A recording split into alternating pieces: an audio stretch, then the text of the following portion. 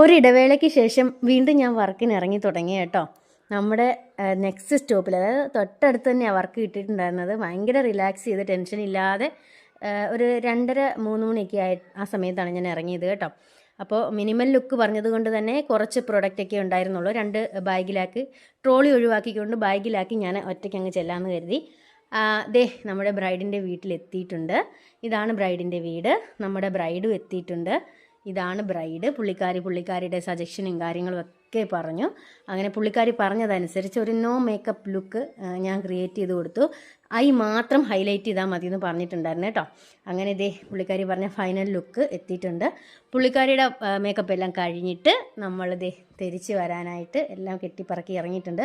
തിരിച്ച് വീട്ടിലെത്തിയപ്പോൾ നല്ല തലവേദന ഉണ്ടായിരുന്നു, ചെറിയൊരു പനി ഉണ്ടായിരുന്നു.